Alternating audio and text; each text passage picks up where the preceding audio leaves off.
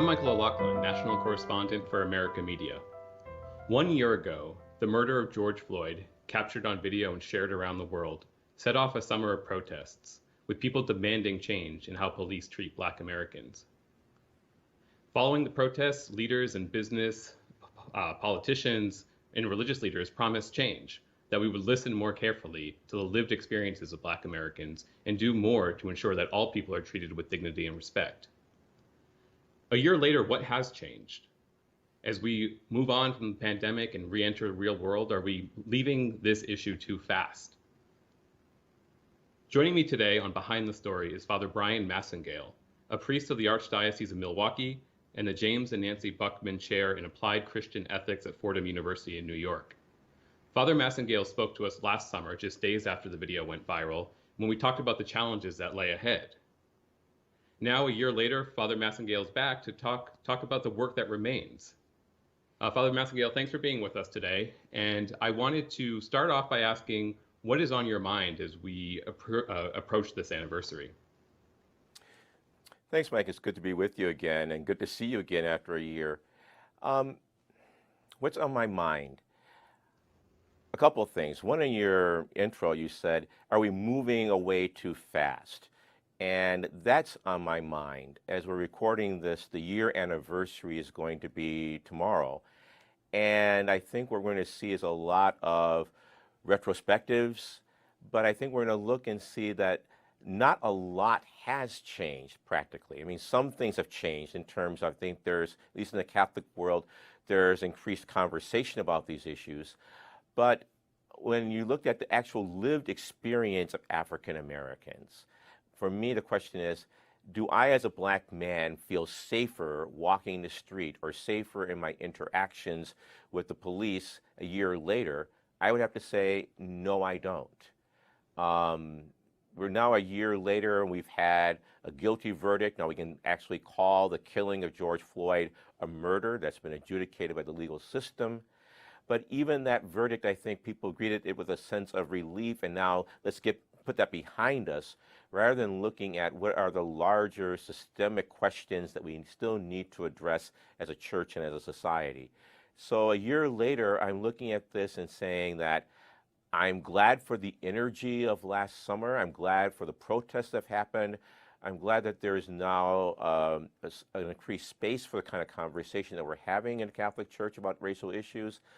But in terms of what's actually changed, I think we're still looking at the fact that we have a long, long way to go as we come to this year anniversary mark, since we've had this, what we call this national reckoning with race in the country. Now, you, of course, have been working on these issues for decades in the United States. So in some ways, it might be naive to think that there could be huge systemic change in just a year, right? But I am curious, were there things that you had wished we could look back on a year later and say, yes, this has changed? Or is this just simply not enough time for the kind of change that people say we need in order to move forward? Yeah, I think that I'm not Pollyannish in terms of thinking that things were going to change magically in the space of a year. After all, we're talking about dealing with centuries of entrenched racism and entrenched white advantage and privilege. And again, for many white Americans, one of the things we discovered over the past year is that for many white Americans, this is a brand new conversation. One of the things that's impressed me over the past year is for many white people that this is something that they never really gave a whole lot of sustained attention to prior to the events of last summer. And so, no, I'm not naive enough to think that 1 year later we're going to be at some kind of magical promised land. But one of the things that still distresses me is, despite the amount of attention that we've given to these issues, how in many dioceses this has not yet become a critical issue that's at the forefront of Catholic conversation. One of the things that I've noticed is that to the extent that these issues have become part of the Catholic conversation, it's been because of individual parishes or individual groups in parishes that have pushed this to the forefront of the conversation. Or it's been through outlets such as America or other Catholic media that have advanced the conversation. I don't yet see Catholic dioceses really embracing the cause of racial justice as part of their Catholic identity, or even part of the faith offerings they make available to the faithful in terms of catechetical programs, or in terms of adult formation activities. It hasn't yet become a diocesan effort or a national effort. It's really become because of individuals in Catholic parishes or in Catholic media that have advanced the conversation. But in terms of where the church as a whole is in the United States, I don't think that we've yet reached the point where people see that being anti-racist is an intrinsic part of being a Catholic. No, and in fact, we have seen in some circles the opposite, that kind of pushback against the idea that anti-racism is something that needs to be taught in Catholic schools, or that it's something that Catholics as a body have to contend with. And I'm curious, how do you respond to those assertions that this is an issue maybe that the church has dealt with, it has clear condemnations of racism, and now it's time to move on to different issues? Because we have seen some of those voices in recent weeks begin to assert themselves, I think, more vocally. I would push back and basically question the very premise of the conversation, that the church has clear condemnations of racism. So, for example, if we take the 2018 pastoral letter, Open Wide Our Hearts, I tell people that you won't find George Floyd in that document. You won't find Tamir Rice in that document. You won't find Ahmaud Arbery in that document, or Breonna Taylor in that document. So when we look at the pastoral letter, when it talks about police violence, the bishop says something, I'm trying to quote from memory here, we must admit that some of our citizens have encounters with the police that leave them fearful. The next sentence is, at the same time, we reject and condemn harsh rhetoric directed against the police. Never do they admit or even advert to the fact that there have been African Americans who have lost their lives through encounters with the police. Never are those deaths, as we've seen that the judicial system calls murders, never are they rejected, never are they condemned. And so I think that we have a long, long way to go. And I think that when we see that the voices in Catholic circles that are saying that we've been there, done that, and now it's time to move on, I think that's something we've seen also too often in our Catholic history, is that there's been a tendency to want to say, let's move on, we've been there, let's not go too deep into the issue, let's not make people uncomfortable. And as I said to you last year, and I still maintain, that the Catholic Church's greatest deficit when it comes to dealing with issues of race is that we don't want to deal with them in a way that's going to make white people uncomfortable. And I think that we don't have that kind of reticence when it comes to other issues, such as issues of sexual morality or issues around abortion and life issues. We haven't yet reached the point of saying that the gospel of Jesus Christ calls us to have difficult conversations, and not only to have difficult conversations, but to take difficult actions in terms of eradicating a major radical social evil in our society. This is something that the Catholic Church is still a long way from making a public badge of its corporate identity, and not only of its corporate identity, of its faith commitment as being a follower of Jesus Christ. We talked a little bit earlier about how there haven't been the kinds of systemic change that protesters were asking for last summer.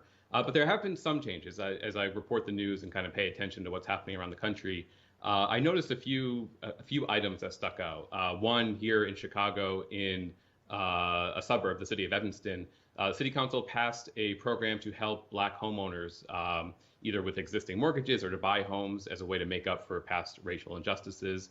As part of a COVID relief bill, President Biden signed into law a special fund that will help Black farmers either with loans or kind of operating costs, again, to make up for past injustices. And even the Jesuits have begun confronting their history of racism and owning enslaved people at Georgetown University, and committed to launching a foundation, raising $100 million to help the educational costs of the descendants of those enslaved peoples. all those things are receiving a fair bit of criticism from different sides too, right? And I'm just curious, even these good but fairly modest proposals, certainly not the kind of systemic changes that protesters were seeking, if there's so much kind of blowback and controversy around these things, do you have hope that there could be these bigger societal changes that could lead to kind of permanent structural change? Oh, I was hoping you weren't going to ask the hope question so early in the interview. Uh, because I'm a person of faith, I have to have hope. I have to have hope. As a person of faith, we believe in the possibility of conversion. And conversion is simply a religious way of saying that reality is not closed and that there's always room for the Spirit to work. And there's always room for we just celebrated Pentecost yesterday. The Holy Spirit is still active and alive in the church and in the world. And so I always believe that there is hope. And these initiatives you talked about are definitely steps in the right direction. However, the blowback that they've received, again, this is nothing new in our history. Our history has always been a history of tentative steps forward and then impassioned resistance that occurs. And then what happens is that there is this subtle retreat. Again, when we reach a point of triggering people's resentments or people's discomfort, then there's a kind of a sense of pullback rather than pushing forward and saying, this is what the gospel calls us to. So the pushback doesn't surprise me, frankly. In fact, in another way to put it is that when there's pushback, that's actually where the hope enters in. That means that we're actually making change and we're actually making progress. So I'm not distressed by the resistance that these initiatives encounter. What I'm distressed by is the tendency of those who are pushing forward when they encounter resistance to say, oh, we're moving too far, too fast. I was thinking about this this morning, and if someone asked me another related issue, said, well, is it just that, white people are just endemically racist? And I said, no. It's not that all white people are racist. The problem is that far too many white people are cowards. And that effectively leads to the same result. And so I think what we need in the church right now is an infusion of the Spirit's gift of courage to continue to push forward in the face of the resistance and the pushback that's inevitably going to happen whenever we move forward in terms of racial justice. This is nothing new. We've seen this before in terms of Reconstruction after the Civil War was soon abandoned in the face of entrenched resistance. We've seen this after the Civil Rights Movement of the 1960s, that those initiatives were abandoned in face of white resistance. And we're going to see that also when we come to this, what some people are calling a third Reconstruction in terms of this current movement toward racial justice, that these steps that you've outlined, as tentative as they are going to receive pushback. And we need to have is an infusion of courage to continue in the face of the opposition that is going to be inevitable whenever we're trying to make progress in terms of racial justice and racial equality. Yeah, let me pick up on that issue of courage.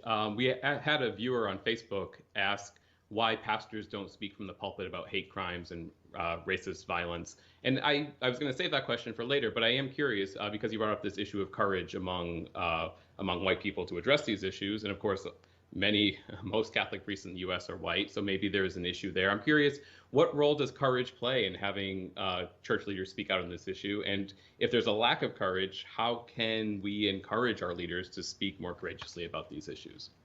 Well, I'm glad you asked the question because it gives me a chance to be very Catholic here and to say that, St. Thomas Aquinas says that courage is the moral virtue that translates moral convictions into action.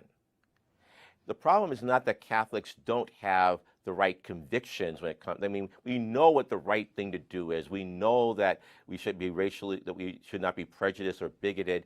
The problem is we don't have the courage to translate those convictions into action. And one of the problems we have in the Catholic Church when it comes to the formation of priests is that we haven't formed priests well in the art of how to preach about social justice issues effectively from the pulpit. Anecdotally, whenever I talk to priests, priests will tell you after they've had a few scotches that the weakest courses in their seminary formation were their course on homiletics, which is no surprise to most lay Catholics, but also their course in Catholic social teaching. And so when you ask priests to preach on social justice issues, you're asking them to go far outside of their comfort zone and far outside of their zone of competency. So one of the things I think we have to do as a Catholic Church, besides just bemoan the fact that we're not hearing these preached from the pulpit, is that we have to really revisit clerical formation. And we need to train priests in the art of how do we preach about these issues effectively from the pulpit. But then we also have to go back in seminary formation, and we need to say that what are we doing in our seminary formation to train our future priests and future lay ministers as well in terms of wrestling with their own implicit biases and their own unconscious racism. And I think we need to reach a point in the Catholic Church, and we need to say forthrightly, is that if you are unwilling or unable to address your own unconscious racial formation and your own unconscious racial malformation in our society, then you do not have a vocation of service in the Church of Jesus Christ. Now, I think we're far from being willing to do that. But I think that's where we have to go if we're going to become a church that really addresses these issues forthrightly. And of course, there is the issue that, like most churches in the United States, Catholic parishes are largely segregated, of course not officially, but by practice. So I am curious how ordinary Catholics can deal with that reality while being open to confronting this issue of race, if it's through dialogue, when there's just so few opportunities within kind of everyday parish life for those discussions to take place. One of the glories of being Catholic is that the word Catholic means universal, and that is that we have sisters and brothers in the faith who, we're not just a parochial community, we're actually a worldwide community. And that so my challenge would be the fact that what are we doing in suburban parishes that remind worshipers that they belong to a universal church and they have brothers and sisters around the world who worship in the same church, who do not look like them and who do not share their own life experience. So let's start with something really common but very important. Let's look at the sacred art that's present in Catholic churches. If you go into most churches, you would think that there are no people of color in heaven, because the sacred art only has white angels, white saints, white depictions of the deity. And my point is that why can't our Catholic churches and our sacred art remind people in a very visceral, visual way that, our church is not a congregational church. It's not a parochial church. We belong to a universal church. So where are the pictures of African and Asian and Latin American saints? Where are the pictures of a Latin American portrayal of the sacred and the holy and of the sacred Godhead? Why is it that the only time we may hear of diversity in the Godhead is maybe on Trinity Sunday, maybe? Or maybe on Pentecost when we talk about the Holy Spirit descending upon the Christian community, everyone hearing the word of God proclaimed in their own language. Why is it that bilingual worship only takes place in so-called parishes that need it? All parishes need it. And my point is that I think there's a way in which we look at racial justice as being a program that we have to institute in the church. So we have our racial justice series. Whereas I think for most Americans, the conversion to racial justice is going to be like being in a London fog. If you stay in it long enough, you're going to get wet. How do we institutionalize this in our Catholic worship so that when they just go to church day by day or Sunday after Sunday, without their conscious awareness, their understanding that, oh, my frame of reference has to be bigger than simply my parish or my neighborhood, because when I go into my church, I'm reminded over and over and over again that I have sisters and brothers of the faith who do not look like me, who have a different life experience than I do. And if I'm going to be an authentic disciple of Jesus Christ, an authentic member of the Catholic Church, their concerns have to be my concerns, because we're not only Americans, we're also fellow believers. So big challenges ahead, but relatively small things you think that parishes and ordinary Catholics, priests can do to kind of help advance the conversation. Father Bryan Massingale, you spent several weeks in South Africa over the past few years, kind of bringing your work from the United States here to another country that has its own history of racism and challenges. And I wanted to turn to that for a little bit and ask you about your experience in South Africa and to talk a little bit about what you were able to bring from your perspective in the United States there, and then after we have that discussion, what you brought home that is helping inform your work here. So maybe you can just tell us a little bit about why you sought to give lectures in South Africa and what you brought to the conversation happening in that country. That's a wonderful question. It's a great experience.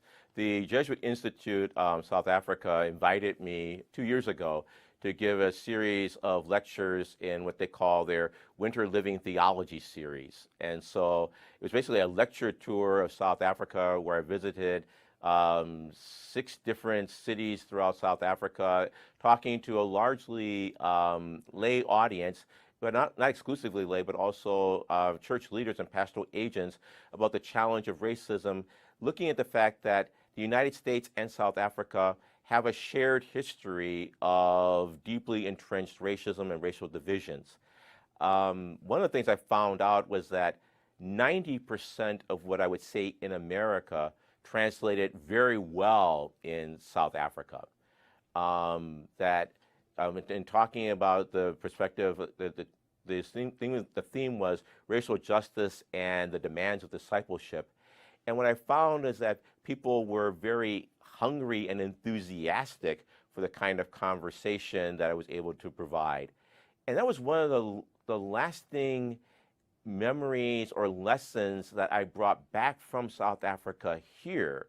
And that is, in South Africa, it's much easier to have a conversation about race than it is in the United States.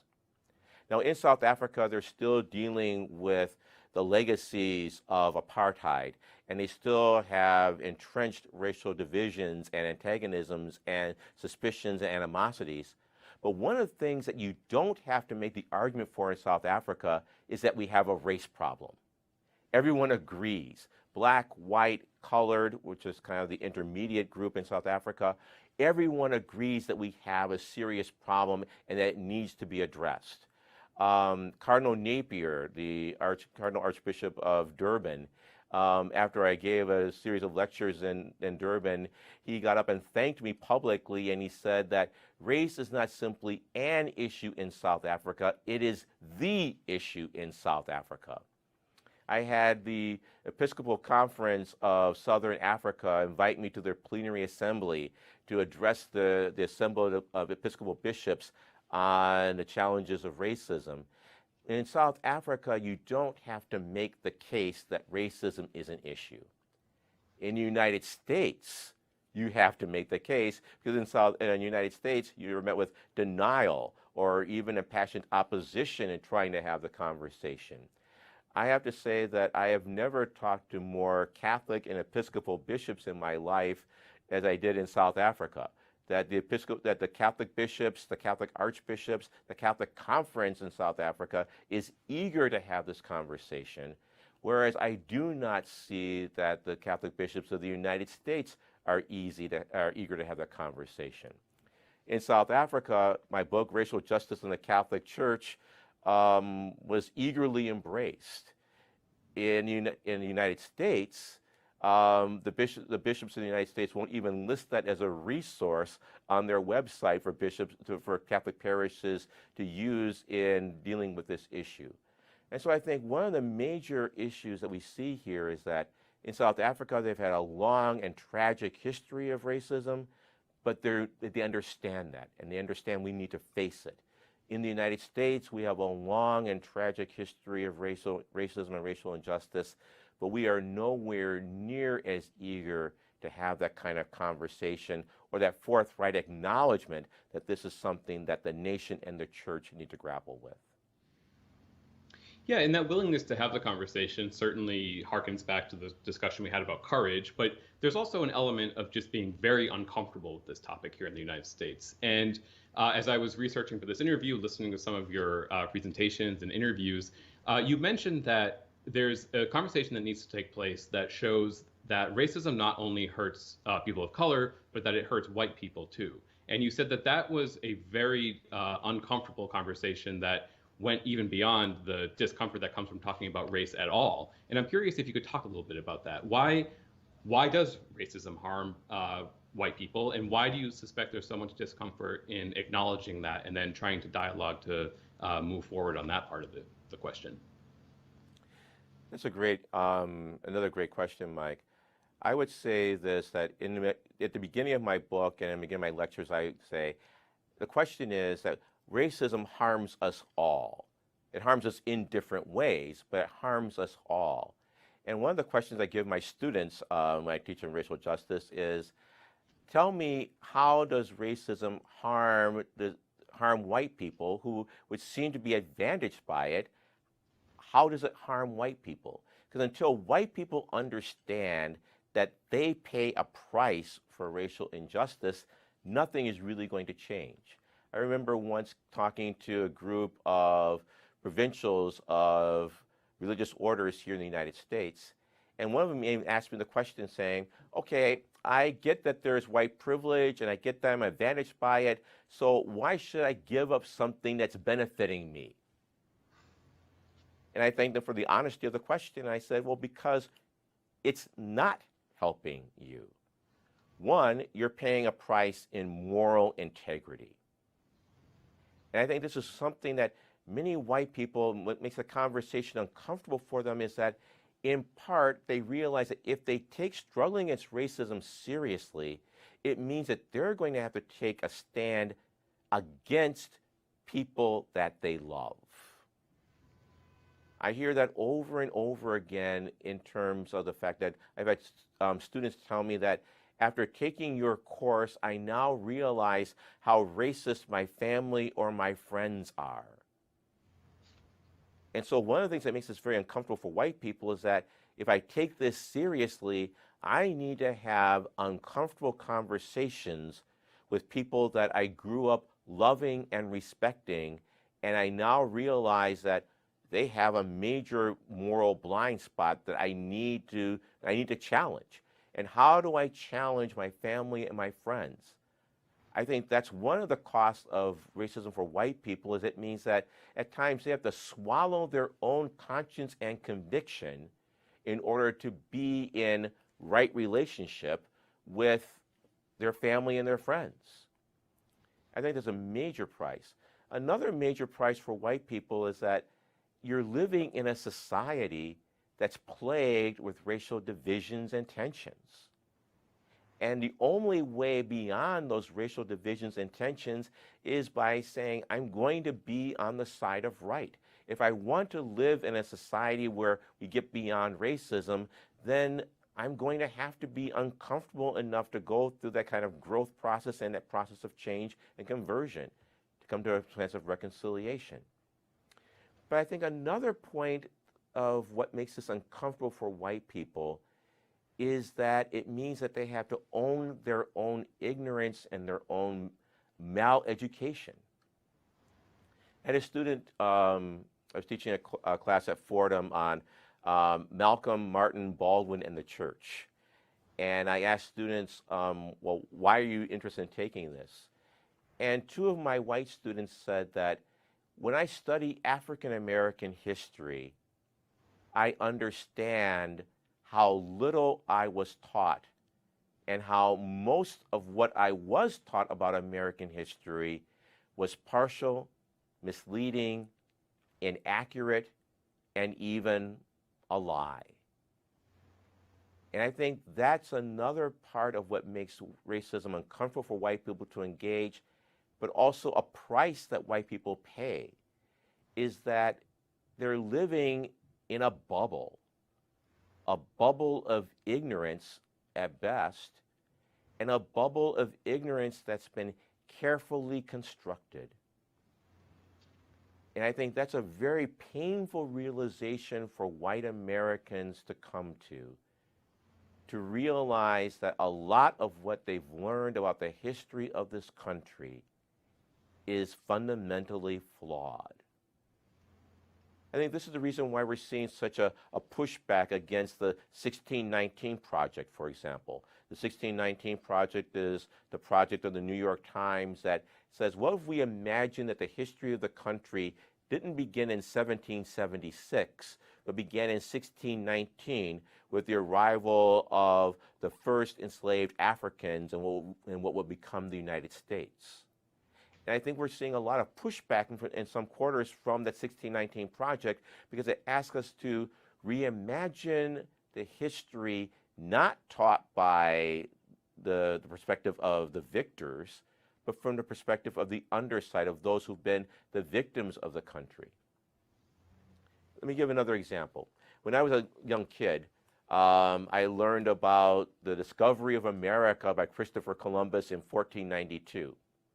It was always presumed that America was discovered. It was never presumed of discovery by whom? I mean, who didn't know about America? And just the mere fact of raising the question in that way is a very uncomfortable question for white people to have to wrestle with, and that is to realize that their knowledge of the country has been carefully constructed to keep them ignorant of what's going on. And that ignorance means that we don't even have a perspective for how to address the contemporary challenges that we face. I asked one of my students this semester, what's the one thing you've learned that surprised you?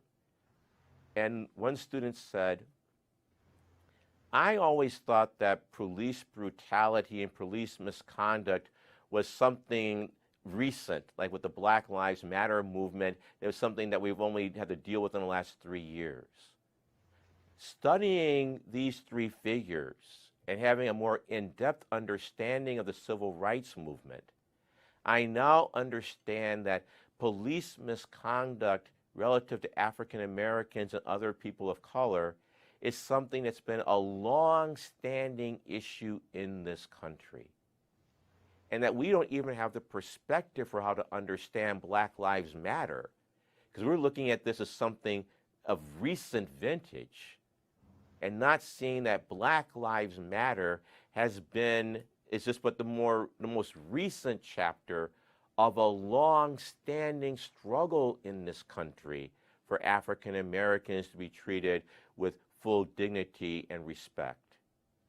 And so I think for white people, what makes us very uncomfortable is that if they engage racial justice seriously, they not only have to confront how this is a reality in their family and their friendship circles, it also means they have to deeply question what they've been told about the truth of our national experience. Thank you. Yeah, and as we begin to wrap up here, I did have a question. You're a Catholic priest and a theologian, and if, as the church teaches, that racism is a sin, what does it do to people's souls, their relationship with God and each other, if they either hold explicitly racist views or don't confront the subtle racism that has crept into their outlook and how they interact with the world? Can you talk a little bit about the theological implications of living a life that refuses to confront inherent racism? I often say that racism is a soul sickness, that we can understand racism as a sociological challenge, we can understand it as a political divide, but at its core, racism is a soul sickness. It's a profound distortion of the human spirit that enables us to create unequal societies or to live with complacency in the face of injustice. A soul sickness means that it's a profound distortion of our belief and our fundamental belief in God. Let me make it real obvious. In the first letter of John, the epistle of John, we hear that God is love, and that those who live in love live in God, and God in them.